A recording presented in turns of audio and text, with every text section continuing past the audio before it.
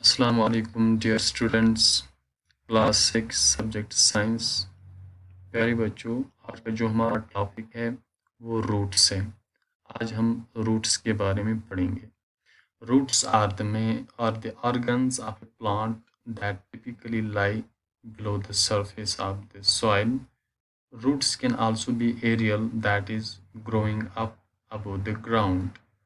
प्यारे बच्चों, रूट्स जो है ये प्लांट के आर्गन होते हैं। ये प्लांट के पार्ट्स हैं जो ज़मीन के अंदर ग्रो होते हैं। यहाँ पे आप देख रहे हो रूट जो इन जड़ों को हम कहते हैं। ये प्लांट के पार्ट्स हैं, ये प्लांट के आर्गन्स हैं जो ज़मीन के अंदर ग्रो होते हैं। But exceptions are there. मैं ये नहीं कहूँगा कि तमाम प्लांट्स के रूट्स जो है वो ज़मीन के अंदर ही ग्रो होते हैं। नहीं, ऐसा नहीं है। बल्कि कुछ ऐसे प्लांट्स हैं जिनके रूट्स जो है वो ज़मीन के बाहर ग्रो होते हैं। उनको हम एरियल रूट्स कहते हैं। अब हम फंक्शंस ऑफ रूट्स के बारे में पढ़ेंगे। जो रूट्स जो है इनकी फंक्शंस क्या है। Absorption of water and nutrients from the soil.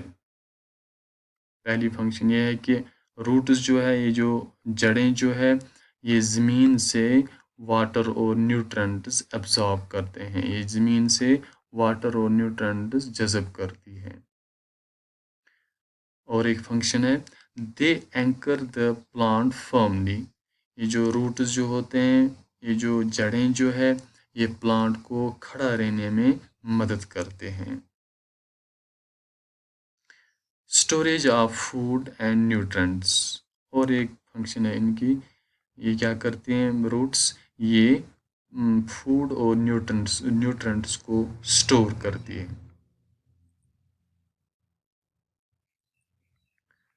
अब दूसरा कॉन्सेप्ट है यहाँ पे टाइप्स ऑफ रूट्स। अब हम ये पढ़ेंगे कि रूट्स जो है इसकी कितनी टाइप्स हैं। इसके दो टाइप्स है। पहला है टैप रूट और दूसरा है फाइब्रस रूट्स। अब हम एक एक करके पढ़ेंगे। पहले हम टैप रूट के बारे में पढ़ेंगे और उसके बाद हम फाइब्रस रूट्स के बारे में पढ़ेंगे। A taproot is a large, central and dominant root from which other roots sprout laterally. The main root is called taproot and the smaller roots are called lateral roots.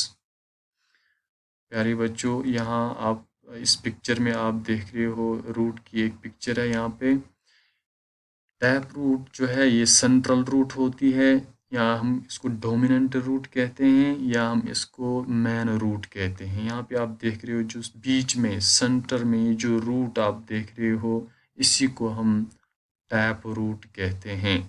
और इस main root से, इस central root से जो दाएं बाएं आप ये छोटी छोटी जो रूट्स आप देख रहे हो, इनको हम लेटरल रूट्स कहते हैं। ये था अबाउट टैप रूट। इसके बाद है दूसरा फाइब्रस रूट्स। फाइब्रस रूट्स किनको हम कहते हैं। Plants with roots as shown in figure below do not have any main root.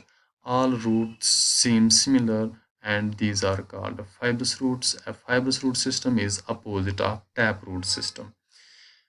प्यारे बच्चों, यहाँ पे पिक्चर में जो आप ये रूट्स देख रहे हो, इसमें क्या है, ये वो रूट्स हैं जो प्लांट के स्टेम से ही फैल जाते हैं। ये बिल्कुल एक जैसे हैं, यकसा हैं। तो यहाँ पे क्या है, यहाँ पे इन रूट्स में आप कहीं पे भी मैन रूट नहीं दिखाई नहीं देता है। यहाँ पे तो मैन रूट दिखाई नहीं देता है। ये रूट्स जो है ये प्लांट के स्टेम से ही फैल जाते हैं, फैले हुए हैं। इन रूट्स को हम फाइब्रस रूट्स कहते हैं। यहाँ पे क्या है, यहाँ पे मैन रूट नहीं पाया जाता है इन फाइब्रस रूट्स में। तो इन रूट्स को हम फाइब्रस रूट्स कहते हैं। ये वो रूट्स हैं जो ज़मीन के सिस्टम से ही फैल जाते हैं, बिल्कुल एक जैसे हैं, सिमिलर हैं। इनको हम फाइब्रस रूट्स कहते हैं।